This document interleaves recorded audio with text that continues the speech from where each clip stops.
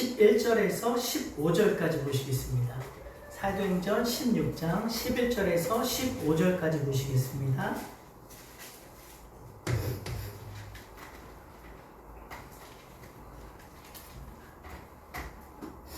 사도행전 16장 11절에서 15절까지. 자, 우리 다 찾으셨으면 한 목소리로 합독하시겠습니다. 시작.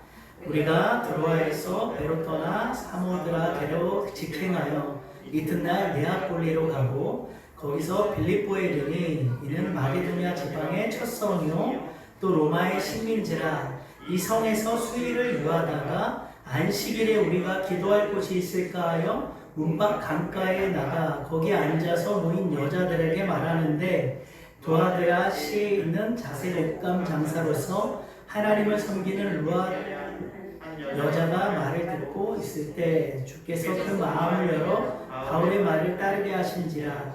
그와 그 집이 다 세례를 받고 우리에게 청하여 이르되 만일 나를 주 믿는 자로 알거든 내 집에 들어와 유하라 하고 강권하여 머물게 하니라. 아멘. 할렐루야.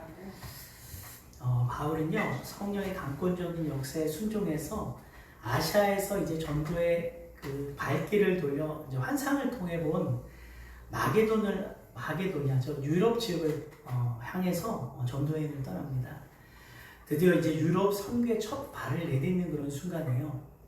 이 전도여행에는요 안디옥에서부터 함께했던 신라가 동행을 했고요. 또 루스라에서 만난 디모데가 또 함께했고요. 그리고 어디서부터 만났는지 정확하게는 알 수 없지만 바울과 줄곧 함께했던 이 본서의 저자인 누가가 또 함께 동행한 것을 볼 수가 있습니다. 소아시아의 그 드로아에서 출발한 이 바울 일행이요 이제 맨 처음으로 도착한 곳이 마게도냐의 첫 성인 빌립보라는 지역입니다. 자, 특히 누가는 이 바울의 2차, 3차 전도여행 기록 중에서요 빌립보 사역을 상당히 중요하게 소개하고 있는데요. 이것은 빌립보가 바울 전도 사역에서 중요한 위치를 차지하고 있기 때문이에요. 빌립보는 지리적으로 아시아에서 이제 유럽으로 통하는 이 관문이었고요. 이곳에서 이 복음 전파가 성공을 거두어서 교회의 기반을 다질 수 있었기 때문이에요. 오늘 본문을 통해 하나님께서 과연 유럽 선교의 문을 어떻게 열어가시고 또 어떻게 교회를 세워가시는지를 살펴보기 원합니다. 우리 다 같이 한번 11절 한번 다시 한번 읽어보겠습니다. 시작. 우리가 드로아에서 배로 떠나 사모드라게로 직행하여 이튿날 네아폴리로 가고. 자, 11절은 마게도냐로 가는 바울 일행의 항해가요 매우 순조로웠음을 말해주고 있는데요. 자, 바울 일행이 드로아에서 마게도냐로 가는 배를 탔어요. 당시에 이 배는요 순전히 바람을 이용한 돛담배였는데요. 순조로운 항해를 위해서는 순풍을 만나야 돼요. 그런데 바울 일행이 승선한 이 마게도냐행 배가 순풍을 만난 거예요. 자, 그들은 드로아를 떠나서 마게도냐의 이 사모드라게 섬으로 직행하여서 이 본문에 보니까 직행하여서 이제 물과 식량을 보충하고요. 그 이틀 만에 이제 네아폴리라는 그 지역으로 갔어요.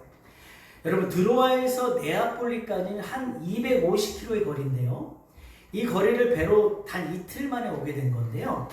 훗날 바울이 빌립보에서 거꾸로 배를 타고 돌아올 때는 며칠이 걸렸냐면 5일이 걸렸어요. 닷새 만에 이제 걸린 그런 항해길이 지금 갈 때는 이틀 만에 지금 도착을 한 거예요.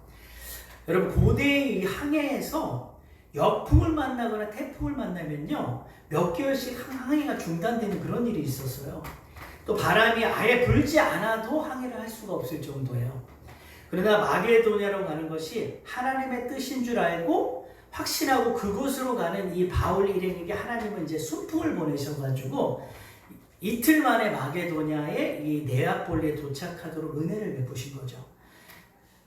아시아의 선교를 바울이 그토록 아시아에서 복음을 전하려고 했다가 이제 그 길이 막혔던 일과 비교해 보면은요 얼마나 형통하게 이 마게도냐로 온 것인지 우리가 짐작할 수가 있는데요. 왜 그렇습니까? 하나님의 뜻에 순종했기 때문이에요. 하나님의 뜻에 순종해서 아시아의 길에서 이제 유럽의 길로 방향을 돌렸기 때문에 하나님이 이렇게 또 형통의 길을 열어주셨다는 거죠. 반대로 하나님의 뜻을 거스르면 어떻게 되겠습니까? 쉽게 할 수 있는 일도 하지 못할 때가 참 많이 있어요. 그래서 구약의 이스라엘 백성들만 보더라도요, 가나안 땅을 코앞에 둔 이 가데스 바네아에 이르렀을 때요, 가나안 정탐의 이 부정적인 보고 또 이 어떤 그 반역으로 인해서 하나님의 뜻을 거스르지 않았습니까? 그래서 며칠이면 들어갈 수 있는 이 가나안 땅을요 40년이나 걸쳐서 들어가게 된 것을 우리가 볼 수 있지 않습니까? 그래서 여러분, 우리도 마찬가지인 것 같아요. 우리의 삶이 우리가 하고자 하는 계획과 뜻이 하나님의 뜻과 일치하여서 우리가 그 뜻에 순종하고자 한다면은 하나님은 분명히 우리에게 우리 인생의 순풍을 허락할 것입니다. 그러나 우리가 인간적인 내 욕심을 채우기 위해서 또 돈을 추구하고 성공과 쾌락을 추구하기 위해서 인생을 항해한다면은 우리가 뭘 만나게 될까? 역풍을 만나게 되겠죠. 근데 오히려 그 역풍이요, 구원의 관점으로 볼 때는 또 순풍이 될 수도 있겠죠. 여러분, 혹시 여러분의 삶이 만사형통하기를 원하시면요, 또 아니면 내가 하는 일이 계획대로 순조롭게 아주 잘 풀리기를 원하신다면요, 반드시 두 가지를 점검할 필요가 있습니다. 첫 번째는요, 내 계획, 내 뜻이 하나님의 뜻과 일치하는지 요걸 점검하셔야 되고, 두 번째는 하나님의 뜻에 내가 순종하고 있는가, 요 두 가지를 이렇게 점검을 해야 될 필요가 있습니다. 이상하게도 일이 꼬이고 일이 진행이 잘 안 된다. 그러면 내가 하나님의 뜻대로 가고 있는지, 하나님께 내가 순종하고 있는지 또 반드시 돌아봐야 되겠죠. 그래서 우리의 삶의 형통은요, 우리가 얼마나 하나님의 뜻에 순종하는가에 비례한다는 사실을 여러분 꼭 믿으셨으면 좋겠습니다. 이제 드디어 바울 일행이요, 마게도냐 첫성이 빌립보에 이르게 됩니다. 우리 12절 한번 읽어보겠습니다. 시작. 거기서 빌립보에 이르니 이는 마게도냐 지방의 첫성이요 또 로마의 식민지라 성에서 수입을 유하다. 자, 이 빌립보는요, 마게도냐의 아주 유력한 도시로서요, 알렉산더 대왕의 이 아버지 빌립 2세의 이름을 붙여서 설립한 도시예요. 후에 이제 로마의 식민지가 되고 마게도냐의 정치적 중심 도시가 됩니다.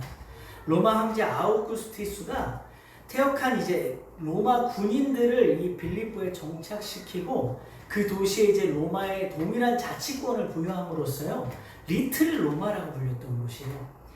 덕분에 이제 빌립보에 거주하는 시민들은요, 세금을 이제 감면받게 되고 또 로마 사람과 동등한 그런 특권을 누리고 또 동등한 대우를 받는, 뭐가 주어졌냐? 로마 시민권이 주어졌어요. 자, 로마 시민으로서의 모든 이 권리를 행사할 수 있게 된 이 빌립보 시민들이 자연스럽게 어떻게 되겠습니까? 로마에 충성을 하겠죠. 그들은 이 로마의 문화와 정신을 아주 자랑스럽게 생각을 했고요. 또 바울이 이제 이들의 이 충성이 로마 황제 이 숭배로 이제 막 극대화가 되는 거예요. 그래서 빌립보서에 보면은 바울이 이 빌립보 성도들에게 우리의 시민권이 로마에 있는 것이 아니라 어디에 있다고 합니까? 하늘에 있다. 이렇게 설교하지 않습니까? 그런데 이 빌립보에는요, 특이하게도 유대인의 회당이 없었어요. 보통 바울이 전도하는 곳에는 항상 유대인의 회당이 있어서 또 이 유대인들이 바울의 전도를 상당히 방해하는 것을 볼 수 있지 않습니까? 근데 이곳에는 유대인의 회당이 없었어요. 그래서 바울이 안식일에 회당이 아닌 성 밖 강가에 기도처가 있나 싶어가지고 이렇게 나가게 돼요. 13절 한번 읽어볼게요. 13절 시작. 안식일에 우리가 기도할 곳이 있을까 하여 문 밖 강가에 나가 거기 앉아서 모인 여자들에게 말하는데, 이 바울 일행이요, 이제 기도처를 찾기 위해서 성 밖에 강가로 나갔다가 이제 거기 모여 있는 여자들을 만나게 되죠. 자, 여기서 중요한 사실은요, 하나님의 일을 하기 위해서 가장 먼저 요구되는 것이 무엇입니까? 기도예요, 기도. 지금 기도처를 찾았다는 것은 지금 바울과 이 일행들이 기도를 하기 위해서 기도처를 찾은 거겠죠. 그래서 바울 일행은 전도하기에 앞서서 먼저 기도부터 했다는 것을 우리가 알 수가 있어요. 그래서 전도에 있어서 기도의 중요성을 이 바울과 이 일행들이 인식하고 있었다라는 것입니다. 여러분, 전도는 사람이 하는 것처럼 보이지만 사실은 하나님이 하시는 것이잖아요. 그래서 사람은 그저 하나님이 일하시는데 사용되는 도구일 뿐이에요. 그러므로 전도에 앞서 기도하는 것은요, 전도를 위해 가장 큰 준비라고 할 수가 있습니다. 기도는 나를 통해 하나님께서 일을 하시도록 길을 여는 것과 같죠. 우리가 기도를 많이 하면 할수록 하나님의 역사하심은 아주 강하게 나타나고요, 결과적으로 더 좋은 결과를 맺게 되는 것을 볼 수가 있어요. 우리가 다른 그 어떤 준비를 많이 할지라도 기도를 하지 않으면요, 결코 성공적인 사역을 기대할 수가 없습니다. 종교개혁자 마틴 루터가요, 한참 종교개혁이 진행 중일 때 이렇게 말했어요. 나는 전에는 1시간밖에 기도하지 않았으나 지금은 너무 바빠서 3시간씩 기도한다. 이렇게 말했다고요. 그래서 우리가 더 바쁠수록, 우리가 그냥 우리의 삶이 또 우리의 사역이 바쁘면 바쁠수록 사실은 더 기도해야 된다는 거죠. 그래서 하나님의 일을 서두르기보다는 기도를 먼저 하는 충분한 기도를 준비하는 저와 여러분이 되었으면 좋겠습니다. 그럴 때 귀한 전도의 열매를 맺을 수 있다는 것을 여러분 꼭 믿으시기 바랍니다. 자, 그런데 이 유럽 전도의 첫 복음 전도치고는 좀 시시하게 느껴질 정도로 아주 미약해요. 그래도 사도 바울이요, 개의치 않아요. 열심히 복음을 전합니다. 이 여자들에게 열심히 복음을 전해요. 여러분, 우리가요, 한두 명만 있어도요, 전도할 줄 알아야 돼요. 그들이 누구든 어떤 신분이든 어떤 사람이든 상관없이 우리는 최선을 다해 복음을 전해야 됩니다. 하나님께는요, 한 영혼 다 귀하잖아요. 그런데 가슴 아픈 건요, 어떤 목사님, 어떤 좀 유명한 복음 강사는 자기는 500명 이하인 교회는 안 간다고 이렇게 하시는 분들도 있고, 또 어떤 목사님은 사례비가 자기가 어느 정도 기준을 사례비 책정을 해서 그 이하로는 자기는 또 움직이지 않는다. 이런 분들도 있고, 이거는 옳지 않은 것 같아요. 그래서 주님의 사역을 보게 되면요, 주님이 언제 막 수만 명이 따라다닐 때만 복음 전했습니까? 막 빈들에 모이는 수가 막 500명 이하면은 예수님이 복음 안 전했습니까? 그렇지 않았잖아요. 주님은요, 사마리아 여인 한 사람에게도 찾아가서 복음 전하신 분이에요. 한 영혼을 너무 귀하게 여기시는 분 아니겠습니까? 그래서 회중들이 막 사례비 막 두둑히 준비해야 예수님 복음 전한 게 아니에요.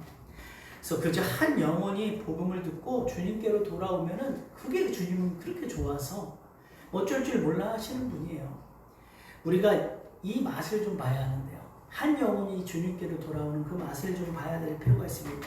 내가 전한 이 그리스도의 복음 때문에, 내가 전한 그리스도의 사랑 때문에, 내가 전한 이 그리스도의 헌신 때문에 한 사람이 주님께 돌아오게 되고 세워질 때예요. 그때 그 기쁨과 만족, 진정 하늘로부터 주어진 이 기쁨은요, 세상의 무엇과도 바꿀 수 없는 최고의 기쁨인 줄 여러분 믿으시기 바랍니다. 근데 요즘 젊은 사역자들이나 전공자들이 사역지를 구할 때 사례비가 얼마인지에 관심이 너무 있어 하는 거 보면은 참 마음이 안타까워요. 물론 생활들을 해야 되니까 당연히 사례비 받아야겠죠. 돈 5만원, 10만원 더 받는 게 중요할 수도 있습니다. 어려우니까. 하지만 우리 그리스도인들은요, 그것보다 더 중요한 본질이 있음을 알아야 되고요.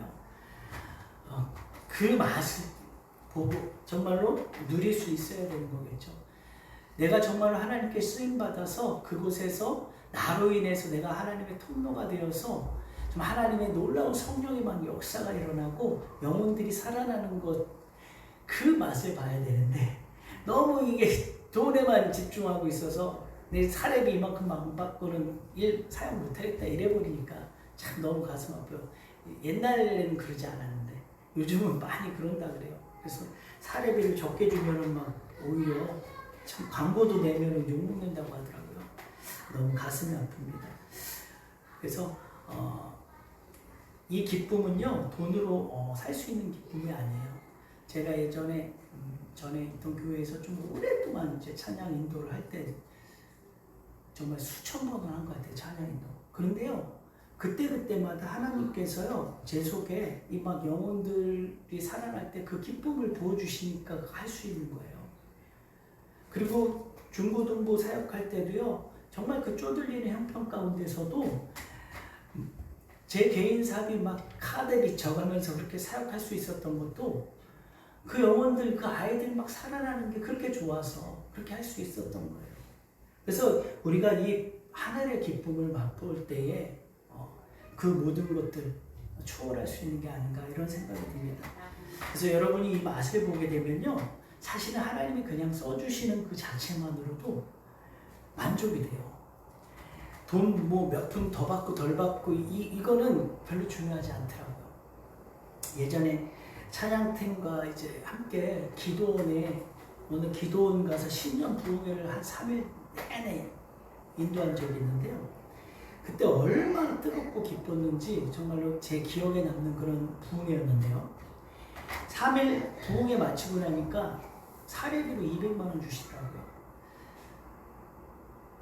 근데 저뿐만이 아니라 저희 모든 팀원들이 다 같이 감동을 받았어요.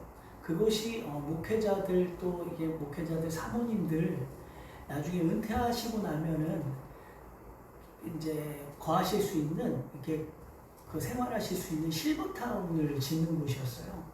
그래서 너무 좋은 일 하잖아요. 그래서 우리가 그걸 다 헌금으로 200만 원 다 올려버렸어요. 그랬더니 또 그 목사님이 그걸 아시고, 참 이렇게 내가 요즘 시대에 이런 젊은이들을 참 너무 본 적이 없다고 그러면서 너무 좋아하시고 간증하시면서 200만 원 다시 주시더라고요. 그래서 이건 헌금하지 말라고, 꼭 필요한 데 쓰라고 하시더라고요. 여러분, 우리가요, 한 영혼에 막 집중해서 복음 전하고 하나님의 사랑, 하나님의 일을 하다 보면요, 영육간에 하나님 놀라운 축복해 주십니다. 여러분, 이걸 믿으셔야 돼요. 하나님은 영적인 복만 주시는 분이 아니에요. 우리의 삶의 모든 육적인 필요도 다 채워주시는 분이에요. 그래서 사람이 뭐 많든지 적든지, 뭐 신분이 어떠하든지 상관없이요, 사도 바울과 같이 오로지 그냥 복음 전하는 일에 우리가 최선을 다하면요, 하나님이 우리의 삶을 열어줍니다. 이게로 사역자들에게만 해당되는 게 아니라 우리 모두 그리스도인이라면 다 해당이 되는 거예요. 하나님의 일을 우리가 좀 더 정말로 열심히 거기에 우리가 집중하고 관심 갖고 거기에 올인하다 보면요, 정말 우리의 이 모든 삶의 형편을 하나님이 다 열어주시더라고요. 더 하나님이 복되게 하시더라고요. 그래서 정말로 학생 같은 경우는 정말 안타까운 게 뭐냐면, 학생들 막 공부하는 학생들 막 학원이라도 하나 더 보내려고 막 그렇게 사실 부모님들이 애쓰시는데, 사실 그거 잘못된 거예요. 한 번이라도 더 예배드리게 하려고 이렇게 정말로 그렇게 자녀들 교육하면요, 하나님이 장기적으로 볼 때 정말로 그 인생, 그 자녀들의 인생 축복하시거든요. 더 열어가세요. 그래서 우리가 그 눈앞의 것만 볼 게 아니라 좀 멀리 보고 하나님 위해서 우리가 최선을 다할 때 하나님이 놀랍게 축복하시다는 꼭 믿으시기 바랍니다. 자, 이제 정말 중요한 만남이 이루어지는데요. 자, 바울이 전한 이 복음을 듣는 여자들 가운데 누가 있었는지 한번 보겠습니다. 14절 한번 읽어보겠습니다. 시작. 두아디라시에 있는 자색 옷감 장사로서 하나님을 섬기는 루디아라 하는 한 여자가 말을 듣고 있을 때 주께서 그 마음을 열어 바울의 말을 따르게 하신지라. 자, 바울 일행의 소수의 여자들이 모여있는 곳에서요, 조심스럽게 이제 최선을 다해 복음을 전할 때 어떤 일이 벌어지냐면요, 하나님께서 두아디라 성의 이 자색 옷감 장사로 평소에 이제 하나님을 섬기는 루디아라는 이 여자의 마음을 열어서 바울의 말을 따르게 합니다. 자, 지금 루디아라는 여자가 등장을 하는데요. 그리고 이 루디아가 평소에 하나님을 섬겼다는 것은 그녀가 이제 유대교에 깊은 관심을 가지고 있었고 율법을 따라 살아가고 있는 그런 여인이라는 뜻이죠. 예배하고 섬기는 자라는 거예요.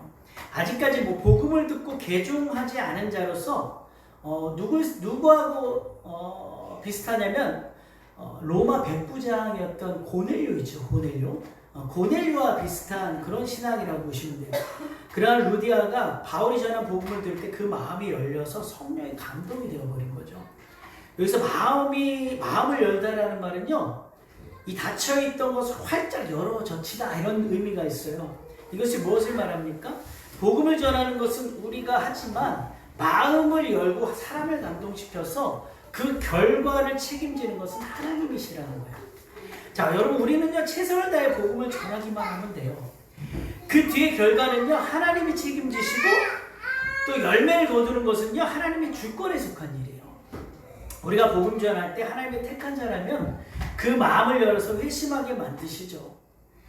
우리가 아무리 복음을 유창하게 잘 전해도요, 우리에게 사람의 마음까지 변화시키고 변화시킬 그런 능력과 권한은 우리에게는 없어요. 오직 하나님만이 사람의 마음을 바꾸시고 변화시키는 거죠. 그래서 우리의 임무는 열심히 전도하고, 또 전도한 사람을 잘 양육하면 그걸로 우리 임무는 끝나는 거예요. 자, 우리가 해야 되는 일은요, 그럼 뭐겠어요? 자꾸 씨를 뿌리는 일이에요. 여러분이 사람들을 만나서 씨를 뿌려보시면 그 상대방이 돌짝밭인지 길가밭인지 옥토인지 분별이 돼요. 우리 오늘 본문에도 보면요, 바울이 복음을 루디아에게만 전한 것이 아니라 거기에 그 강가에, 지금 여기 본문에 나와 있지 않지만 빨래 여인들의 빨래터라고 얘기하기도 하더라고요. 거기에 지금 루디아뿐만이 아니라 여러 명의 여자가 있었을 거란 말이에요. 그 중에 루디아라는 여자가 복음을 듣고 마음이 열리는 거예요. 이 루디아가 아주 씨를 잘 흡수하는 옥토였던 거죠. 여러분이 전도를 하거나 양육을 할 때 상대방의 말씀을 듣고 이 마음이 열리는지, 말씀을 잘 흡수하는지 어떻게 알게 되냐면요, 그 사람의 표정이나 눈치를 보고 하는 게 아니에요. 그건 정확하지 않아요. 여러분 속에 말씀을 전할 때 성령의 불이 임하거나, 지금 여러분 말씀을 전하는 자의 마음을 얘기하는 거예요. 아니, 상대방의 불이 임했는지 어떻게 알아요? 말씀을 내가 전할 때, 또는 양육을 할 때, 전도할 때 내 속에 하나님의 뜨거운 불이 임하든지, 아니면 평안이 임하든지, 기쁨이 임하면요, 상대방이 말씀을 상당히 잘 받아들이고 있다고 생각하시면 돼요. 거의 100% 맞습니다. 그런 자는요, 하나님이 정말 사랑하는 자예요. 여러분, 하나님이 어떤 사람 사랑할까요? 교회 오래 다니고 직분이 있는 사람 사랑할 것 같습니까? 아니에요. 뭐니 해도요, 하나님은 하나님의 말씀을 잘 흡수하는 사람을 사랑해요. 이거 진짜예요. 왜 그렇습니까? 말씀이 곧 하나님이시고요, 그 말씀에 의해서 변화되거든요, 사람이. 그래서 말씀을 잘 받아야 하나님의 사람으로 바뀔 수 있기 때문에 하나님은 말씀을 잘 흡수하는 사람을 사랑하는 거예요. 우리가 생각하기에는 막 교회에서 열심히 봉사하고 열심히 일하는 그런 사람들, 물론 그런 사람들 사랑하죠. 그런데요, 마리아와 같이 예수님 발 밑에서 하나님의 말씀, 예수님의 그 말씀을 아멘 하고 그 잘 흡수한 그런 사람 사랑하는 거예요. 그 마리아하고 마르다의 그 가정의 그 사건을 괜히 기록해놓은 게 아니에요. 하나님의 말씀을 그만큼 사모하는 사람들을 하나님이 사랑한다는 거예요. 그렇다고 봉사하는 마르다는 사랑하지 않습니다. 사랑하죠. 그런데 핵심은 하나님의 말씀이 있다라는 거예요. 그럼 반대로 여러분이요, 여러분 나가서 지금 실천편이에요. 전도의 실천편. 말씀을 전해도 내 속에 아무런 반응이 없어요. 내 속에. 그 사람 말고 내 속에 아무런 반응이 없고 냉랭하고 답답하잖아요. 그것은요, 상대방이 마음을 열지 않는 거예요. 말씀이 들어가지 않는 거예요. 여러분이 때로는 여러분이 만나 전도하고 싶은 사람에게 복음을 전한다든지 간증을 할 때에 그 사람이 잘 흡수하는지 흡수하지 못하는지는요, 여러분 속에서 먼저 느껴져요. 이것이 하나님이 전도자들에게 주는 특권이에요.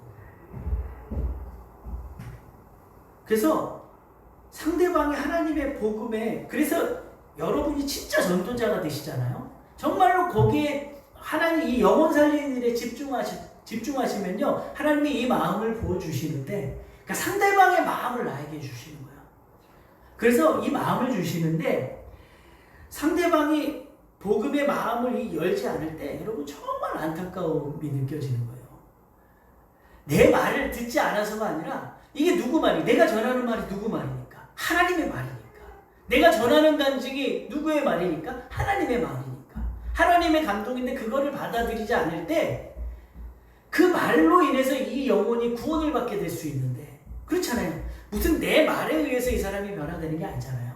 우리가 전한 그 복음에 의해서 변화가 되는데 그 복음을 받아들이지 않을 때 그 주님의 그 심정이 임하는 거예요. 내가 그래서 주님과 하나가 되잖아요. 전도자가 되어서 좀 하나가 되면요. 주님의 마음이 그렇게 느껴져요. 그래서 하나님의 말씀 막 받아들이지 않고 문 꼭꼭 걸어 잠고 있는 그런 심령들 보면 너무 가슴이 아픈 거죠. 그래서 여기 서 있는 이 목회자들, 설교자들도요. 회중들이 복음에 반응하고 호응하고 아멘하고 마음 활짝 열어서 이 말씀을 흡수할 때요. 가장 보람이 있고 기쁜 거예요. 여러분 목사들이 뭐 갖고 기쁠까요? 하나님의 말씀을 선포할 때 그 말씀을 하나님의 말씀으로 잘 받아들일 때 기쁜 거예요. 이러한 이 분별력이요. 하나님께서 복음을 전한 사람들에게 꼭 주십니다. 여러분들이 이러한 은혜를 좀 누리셨으면 좋겠어요. 여러분 복음 전도자들이 이러한 기쁨도 없으면 뭐 어떤 낙으로 복음 전합니까? 사실. 그래서 복음 전할 때 하나님이 강하게 임하고요. 이 전도자들에게 여러분 경험해 보셨을 거예요. 여러분들이 막 간증하고 한 영혼 막 살리려고 막 애쓸 때 얼마나 성령이 강하게 역사하는지 몰라요. 막 영혼 살릴 때. 그 마음을 받아서 한 사람 한 사람 살릴 때 최고의 기쁨인 거예요. 이 기쁨을 맛봐버리잖아요. 그러면요 정말로 세상에서 막 누리는 거 이런 게 별로 좋지 않아요. 예전에는 막 맛있는 거 막 먹으러 다니고 좋은데 막 찾으러 다니고 여행 다니고 막 이런 게 좋았는데요. 여러분 이 한 영혼 살릴 때 막 내 속에 그 기쁨 맛봐버리면요 여기에 미쳐버리는 거예요. 그래서 전도왕들이 몇백 명, 막 몇천 명씩 전도하잖아요. 그게요, 그거 미쳐버린 거예요. 그 맛이 막, 그 자기 노력으로 그거 안 돼요. 하나님의 영이 임해서 그 기쁨이 임하니까 이거 할 수 있는 거예요. 하나님이 계속 지시해요, 속에서 성령이. 계속 알려줘요. 그래서 열매를 맺는 사람은 계속 열매를 맺는 거예요. 왜? 삶의 목표가 목적이 거기에 있거든요. 그냥 영혼 살리는 일에 미쳐버린 거예요. 여러분들이 이런 맛을 좀 보셨으면 좋겠다라는 거죠. 뭐 여러분만이겠어요? 저희도 목회자들도 마찬가지겠죠. 그래서 주위 사람들에게 많이 전하세요. 여러분이 간증도 좋고 복음도 좋고 감동되는 말씀 또 여러분들이 하루하루 묵상하시고 큐티하시면서 깨달은 말씀도 전하시고 계속 전하세요. 그래서 한 영혼이 어떻게 돌아올지 어떻게 합니까? 그럴 때 여러분 너무 정말 보람있지 않습니까? 그래서 진짜 열매는요 하나님이 맺게 하신다는 것을 여러분 꼭 확실히 알게 되실 것입니다. 이것이 저와 여러분에게 주신 가장 귀한 사명임을 꼭 깨달으시길 축복합니다. 자, 이렇게 바울의 복음을 들은 이 루디아가 어떻게 변화되고 무슨 일이 일어나는지 한번 보시겠습니다. 15절 우리 한번 읽어볼게요. 시작. 그와 그 집이 다 세례를 받고 우리에게 청하여 이르되 만일 나를 주 믿는 자로 알거든 내 집에 들어와 유하라 하고 강권하여 머물게 하니라. 자, 루디아가 유럽 선교 최고의 성도 최초 유럽 선교 최초의 성도가 되었어요. 그녀가 이제 회심해서 자기만이 아니라 그 집 사람들 전부 다 세례를 받게 해요. 앞에서도 말씀드렸지만요, 베드로를 영접해서 복음을 듣고 세례를 받았던 이 고넬료 도교거든요. 자기만이 아니라 자기 집안 사람들 다 끌어모아가지고 베드로 초청해서 복음 듣고 하나님 말씀 듣고 세례 받고 막 성령 충만하고 거듭나고 난리가 났죠. 이 일이 지금 이 루디아 가정에서 또 동일하게 일어나고 있다는 거예요. 그래서 먼저 루디아는 자기와 자기 권속들을 모두 세례받게 했다는 거죠. 세례받았다는 게 뭡니까? 그리스도를 믿고 영접했다는 거죠. 루디아가 은혜를 받으니까요. 그 집 사람들도 다 주님 믿게 되지 않습니까? 그래서 내가 변해야 돼요. 내가 은혜 받아야 내가 속한 가정이든 사업장이든 내가 속한 직장이든 내가 속한 모든 공동체가 변할 수 있는 겁니다. 내가 먼저 은혜 받아야 되는 거예요.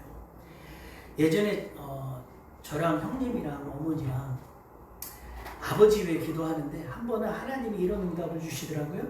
우리가 생각할 때 믿음의 순위를 매겨보자면 어머니가 제일 먼저 믿었으니까 1등, 형님하고 제가 두 번째로 믿었으니까 2등, 우리 아버지는 등 왜? 끝까지 안 돌아오니까. 자, 그런데요, 하나님께 이렇게 기도했어요. 하나님, 이 너무 강하고 깨질 것 같은 이 우리 아버지, 깨질 것 같지 않은 이 우리 아버지, 강팍하고 완고한 이 우리 아버지 빨리 정신 차리고 주님께 돌아오게 해주세요. 이렇게 기도했죠. 간절히 막 기도했어요. 자, 근데 하나님 이렇게 말씀하시더라고요. 너희들이 더 강하기 때문에 너희부터 부른 거야. 너희가 먼저 돌아온 거야. 충격받았어요. 우리들 생각에는 우리 아버지가 제일 강하니까 그 강팍하고 강해서 안 돌아온다고 생각하고 막 그렇게 기도했더니 하나님은 니네가 제일 강팍하기 때문에 니네부터 불러서 니네부터 바꾸는 거야. 하나님 이러시더라고요. 하나님의 관점은 너무 달라요. 그래서 정말 그런 것이 그렇게 해서 아버지 정말 주님께 들어오고 나서요. 그렇게 교회 핍박하고 막 성경책 태우고 그렇게 막 이 가족들 힘들게 했던 분이요. 거듭나시고 나서 제일 앞에 앉으셔가지고 교회 예배 때마다 아멘 하면 얼마나 크게 하면서 정말 은혜를 받으신지 놀랍게 변하시더라고요. 그러니까 우리 생각하거나 우리가 보는 관점하고, 그러니까 우리가 가족들 어쩌면 이렇게 생각해서 전도 못할 수도 있어요. 뭐 나는 마치 막 하나님한테 다 된 것 같이 막 믿음의 그 우월감에 빠져서 아직 돌아오지 않은 남편이나 아내나 자식들은 막 강하고 고집 세고 아주 문제 많은 사람들을 생각하기 때문에 그래서 전도가 더 안 될 수도 있다는 거죠. 근데 사실 따지고 보면요, 아직 주님께 돌아오지 않은 가족들 얼마나 불쌍합니까? 왜 그런지 아세요? 먼저 돌아온 우리는 주님 안에서 은혜 받고 하나님 사랑 느끼고 성령 충만함 또 느끼고 우리는 얼마나 좋습니까? 그런데 아직 돌아오지 않은 가족들은 그런 거 한번 맛도 못 보고 세상에 그냥 노예로, 모르니까 세상의 노예로 살면서 강한 척을 다 하면서 그렇게 살고 있는 거예요. 근데 영적으로 볼 때 그 영혼이 얼마나 외롭겠습니까? 그러니까 사실은 우리가 핍박을 좀 당해도 그 영혼들이 불쌍한 거예요. 아직 돌아오지 못한 영혼들, 이 그리스도의 참맛을 한 번도 보지 못한 이 영혼들이 불쌍한 거예요. 그래서 우리가 끝까지 하나님의 사랑으로 잘 품어야 그들을 또 전도할 수 있는 거 아니겠습니까? 가족뿐만이 아니겠죠. 주위에 있는 사람들 다 이렇게 해야 전도할 수 있습니다. 하나님 그리스도의 이 사랑으로만이 그들을 변화시키고 깰 수 있는 거예요. 그래서 아직 돌아오지 않은 이 가족들이 설령 마귀짓하고 막 사탄짓 할지라도 꼭 사랑으로 품으시기 바랍니다. 내가 하나님의 은혜를 받았다, 성령 충만함을 받았다라고 하면서요, 하나님이 그렇게 내가 받았다라고 하면은 반드시 하나님의 사랑으로 삶 가운데 나타나야 돼요. 교회에서만 충만하면 안 되죠. 그 충만한 은혜가 가정에서도 동일하게 이어져야 한다는 거예요.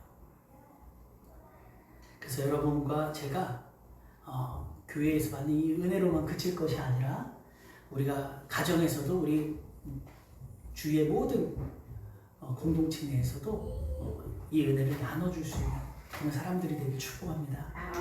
자, 우리 15절 다시 보시면요, 루디아가 이런 반응을 보이죠. 만일 나를 주 믿는 자로 알거든 내 집에 들어와 유하라고 강권하여 머물게 하니라. 자, 이 루디아가 지금 얼마나 복음의 말씀이 좋았으면요, 바울이 도저히 거절할 수 없도록 다 자기 집에 유할 것을 강권을 합니다.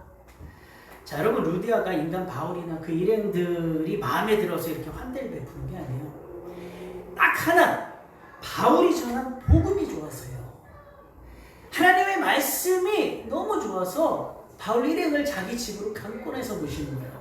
성경에 보면 주의 사자를 영접하고 환대한 사람들이 복을 받는 사례가 많이 나오거든요. 아브라함도 보면 장막문에 앉아있다가 지나가는 주의 사자들 잘 대접해서 아들을 주신다는 이 약속을 받고 진짜 아들 받았잖아요. 아브라함의 조카 롯도요 장막문에 앉아 있다가 주의 사자들 잘 영접해서 소돔 땅에 불 떨어질 때 살 수 있었어요. 그 자기 딸들 다 내주고 그 주의 천사들 잘 영접해가지고 그런 복을 받았어요. 또 열왕기하에 나오는 이 수넴 여인도요 하나님의 선지자 엘리사를 잘 영접하고 공개해서 늙은 나이에 누구 얻습니까? 아들을 얻어요. 본문의 루디아도요 주의 사자인 바울과 그 일행들을 잘 영접하고 환대하고 자기의 집까지 내어줌으로써 이제 바울 일행이 낯선 곳 빌립보에서 선교 사역을 성공적으로 펼쳐나갈 수 있게끔 이렇게 협력을 했고요. 결국은 이 집을 토대로 이 루디아를 중심으로 해서 빌립보 교회가 탄생을 하게 돼요. 얼마나 놀랍고 축복된 일입니까? 하나님께서 바울의 이 아시아 선교를 기어이 그렇게 막으시더니 유럽으로 방향을 돌려서 만나게 한 이 첫 번째 성도를 통해 하나님의 교회를 세우셨다는 겁니다. 여러분 주의 사자를 섬기는 것은요 곧 주의 말씀을 섬기는 거예요. 이 시간에도 주의 말씀이요 여러분에게 찾아가죠. 우리가 하나님 말씀을요 옛날에 있었던 그 사례들로만 알면 안 돼요. 항상 말씀은 현재적이에요. 현재적. 그래서요 말씀 지금도요 이렇게 찾아와요. 하나님 말씀이요. 그러면 아브라함이나 롯이 걸터앉아있던 그 장막문이 어디겠습니까? 이들은 주의 사자들을 강권에서 영접하고 대접해서 복받더라고요. 자, 루디아도 강가에 그 빨래터에 나가서 주의 사자를 강권하고 영접해서 잘 대접해서 복받더라고요. 자, 지금도 여러분의 심령문 앞에요 말씀의 사자가 가까이 오고 있지 않습니까? 주의 사자가 가까이 오고 있지 않습니까? 자, 빨리 심령 안으로 모셔드리기 바랍니다. 여러분 하나님을 우리가 어떻게 섬길 겁니까? 주의 사자를 집안에 모시고 대접했다는 것이요 주의 종을 잘 섬기라는 말이 아니에요. 진짜 본질은요 이 말씀이 여러분에게 찾아갈 때 심령에 잘 모셔드리라는 거예요. 그렇죠? 어떤 교회는 목사님이 신방 가시면요 봉투를 2개 준비하라고 명령을 한대요. 그 밑에 부교육자들이 신방 감사원금이나 목사님도 개인 교통비 사례비. 자 물론 감동되면 그럴 수 있죠. 근데 그게 완전히 의무적으로 준비하라고 하면 이게 좀 문제예요. 이거는. 이게 왜 그러냐면요. 사르밧과 아부가 극심한 감옥에 자식이랑 떡 한 번 먹고 죽으려고 했다가 엘리야가 와서 그거 하나님 명령 듣고 와서 그거 갖고 공개하라 그래서 그거 공개해서 정말 마르지 않는 기름과 떡 가루로 인해서 엄청난 축복을 받게 되잖아요. 이 말씀을 이용해서 하나님의 종을 잘 섬겨야 복을 받는다 이렇게 이야기를 하는 거죠. 어느 정도는 맞는 말인데 그럼 정말 가난한 사람 봉투 2개 준비 못한 사람은 그러면 신방도 받을 수 없습니까? 그건 아니잖아요. 엘리야가 그 가난한 과부의 공개를 받으면서요 얼마나 마음이 인간적으로 불편했겠어요. 그럼에도 엘리야가 그 공개를 받은 것은요 하나님의 말씀 때문이에요. 결국 여인이요 하나님의 말씀에 순종하지 않았습니까? 여러분 주의 종 섬기는 게 잘못되었다고 말하는 게 아니라 본질이 더 중요한 본질이 있다는 거예요. 루디아가 바울 일행을 자기 집에 모시고 집을 막 내드리고 한 건요 복음이 너무 귀해서요. 복음이 너무 귀해서. 누가 그러더라고요. 어떤 무식한 사람들이 바울과 루디아가 눈이 맞아서 결혼을 했다. 이런 이야기도 있어요. 참, 성경을 어떻게 보는지 저는 이해가 안 돼요. 그런 사람들이 그런 해석이 어떻게 나올 수가 있는지. 그래서 여러분 루디아는요 하나님의 준비된 자예요. 그래서 복음이 너무 좋아서 바울 일행을 영접하고 루디아를 중심으로 교회가 세워진 거죠. 여러분 우리가 신방 받잖아요. 때로는 그러면은 신방을 받게 되면요 막 주의 종 섬긴다고 많은 음식 차리고 막 그렇게 해요. 그건 너무 귀해요. 마르다와 같은 그런 마음으로 그렇게 섬긴 건 너무 귀하죠. 그러나요 우리 목사님 그러시더라고. 다음부터는 이런 거 저도 같이 신방 따라오니까 이런 거 다 신을 차리지 말라고. 왜 그렇습니까? 그 본질이 아닙니까? 물론 그렇게 해서 주의 종 잘 섬기면 복 받죠. 그러나 정말 중요한 거는요, 주의 사자를 잘 섬겨야 돼요. 주의 사자는 주의 종을 얘기하는 게 아니에요. 주의 종이 가지고 가서 선포하는 그 말씀이에요. 이게 주의 사자예요. 이 주의 사자를 잘 영접해야 그 집이 복을 받는 거예요. 그리고 그 집에 주시는 하나님의 말씀이잖아요. 그 말씀 때문에 복을 받는 거예요. 우리가 이걸 잘 알아요. 그러니까 신방이라는 것이 결코 부담스러운 일이 아니에요. 사실은 요즘 신방하면 되게 부담스러워하잖아요.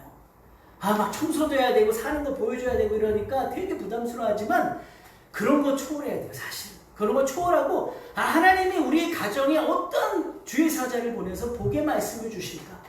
성경을 잘 보세요. 주의 사자를 영접한 사람들 가정에는 다 말씀이 떨어져 버렸어요. 그 가정에 딱 맞는 약속의 말씀이 떨어졌다는 거죠. 그렇죠? 그래서 주의 사자를 여러분들이 잘 섬기는 그런 분들이 되셨으면 좋겠어요. 그래서 오늘 이 루디아가 정말 바울과 그 바울 일행을 영접함으로써 얼마나 놀라운 역사가 일어난 겁니까? 정말 한 교회가 세워졌어요. 자, 말씀을 좀 맺겠습니다. 오늘 좀 많이 길어졌네요. 너무 죄송합니다. 수풍에 돛단 듯이라는 말 있죠. 그의 행하는 일이 형통한 것을 표현한 말이에요. 마게도냐로 가는 여정과 마게도냐에 도달한 바울 사도 일행이요, 바로 순풍에 돛단 듯 모든 일이 형통케 되었어요. 아무 사고 없이 이틀 만에 유럽에 도착했고요. 며칠이 지나지 않아서 이 루디아라는 큰 협력자를 만나게 되지 않았습니까? 여러분, 사도 바울이 그 하나님의 뜻 무시하고 계속해서 아시아에서 전도하려고 했다면 어떻게 되겠습니까? 그러면 우리는요, 무슨 일을 하든 항상 하나님의 뜻을 먼저 알고 행해야 된다는 거죠. 이것이 바로 만사 형통의 비결입니다. 하나님은 만날 자를 만나게 하시고 하나님의 준비된 자들과의 그 만남을 통해서요, 하나님의 이 나라와 하나님의 사역을 확장시켜 가는 것입니다. 여러분 모두 늘 기도하시면서 만나는 사람들에게 복음을 전하셔서 하나님의 나라를 확장해 가신 여러분들 되시기를 예수님의 이름으로 축복합니다. 우리 찬양 한잔 하시고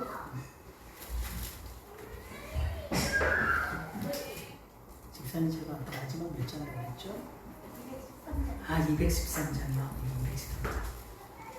나의 생명